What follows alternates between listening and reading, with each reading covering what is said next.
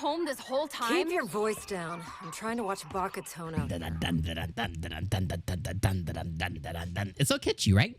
Okay, so Dandadan episode 3. Let's get this out the way. Granny, hot, right? Sexy grandma, introduce. Grandma, peak. Yes, we love her. She's awesome. She's got everything that we need.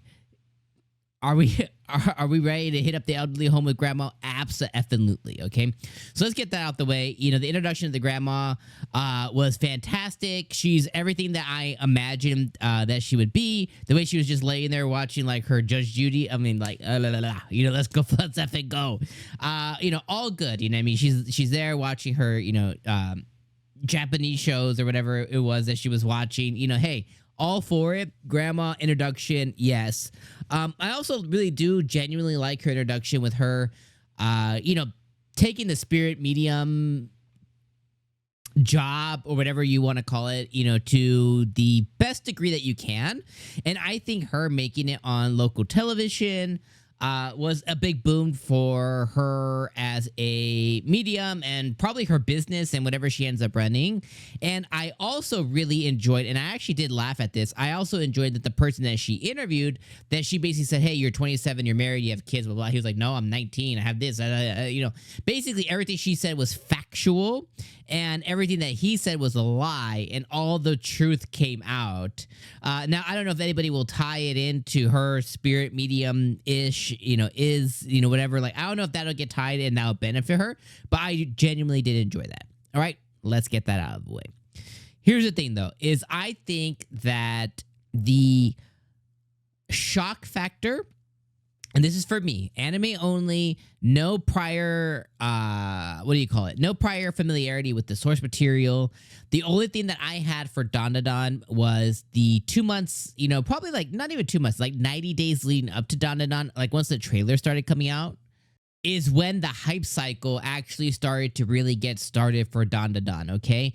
So that's when people started to say like, hey, this is the new, you know, this is the new hotness, this is the thing I've been waiting for, like, you know, just people foaming at the mouth for Dandadan. And hey, I get that when you are a manga reader, light novel reader, and you have the thing that you put on a big pedestal and it met your expectations, and it's getting this adaptation, I totally get it, I understand. For me, it's a bad taste in my mouth, and I've shared with you guys before that I've lived through this hype cycle before with Marshall, with Chainsaw Man, and there was another anime, Undead Unluck. And those are the three that stick out in my mind that, like, the hype cycle, like the 1, 2, 3 months leading up to these adaptations, like the hype cycle was like wild. Like these are like people were like, oh, that's the best thing you're ever gonna see. God, you know, God himself has come and created this. And then when I watched them, like, don't get me wrong, I like Marshall, but it was very much like, it's a very like 7.5 out of 10 anime. I think it's for me, and I know it's gonna be blasphemous, I think it's the best out of those 3 examples that I gave you guys. And it's the one that I actually ended up watching the season 2. I didn't finish it though. So I mean, if that's any kind of like, you know, consolation, like I started watching season 2 and I was like, yeah, I'll get back to this one day.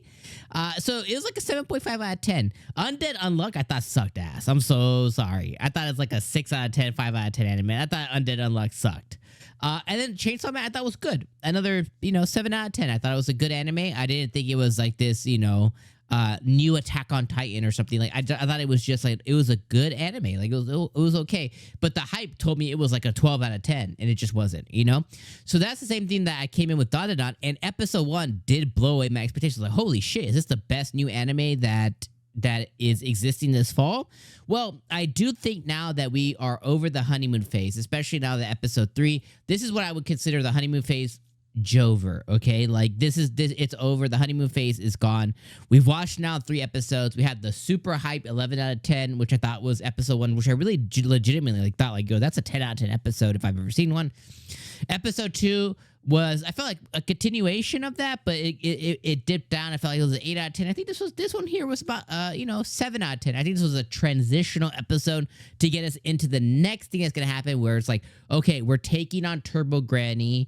We're gonna go into the cave, into the you know, abandoned railroad track, whatever it is. We're gonna go take her on, and at the end of the episode, we got a preview for next episode, which basically shows that. And, you know, we can assume that Ayase's powers are going to, you know, she'll figure out how to unlock them, you know, as they kind of, you know, hit a wall of, you know, maybe like we're going to die or something. So next episode, I think is going to be like really, really good. But this one was a transitional episode to introduce us to what's going to happen next. This was a transitional episode to introduce us to Granny, right? Like this was a big one to come and introduce us to the grandma. This was saying like, hey, sexy grandma is here. She has arrived. You know, she's here with us now. So this was a transitional episode to introduce us to Granny, introduce us to what she is, what power she is, introduce us to the fact that Ayase is more powerful than the grandma is, but the grandma has a better understanding because, you know, this has been kind of her life for a long time.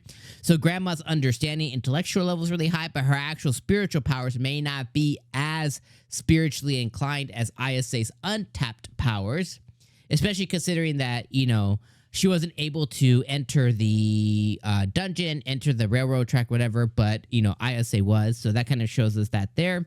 And it also introduced us to, you know, Ken and kind of what he's going to go through, which is like this big, you know, training period that he's going to end up kind of going through and kind of be put through the ringer to try and get his stamina and everything up. But their Kakarot plan was kind of cut short because of Turbo Granny stuff. So this episode introduced a lot, but again, it was very transitional. It was a very transitional episode, kind of to get us into the next one, which episode 4 seems like it's going to take it up to 11. Now, again, there was comedic moments here. You know, the grandma getting everything right with the, you know, with her spiritual reading with the random guy. You know, that was funny.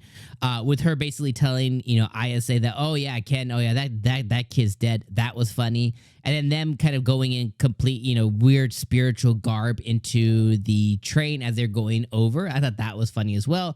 And then Ayase kind of claiming, you know, that, hey, like any kind of bubblegum pop girl, whatever they call them, gyaru, whatever they is, you know, can't be seen in this. They got to look, you know, tip top shape.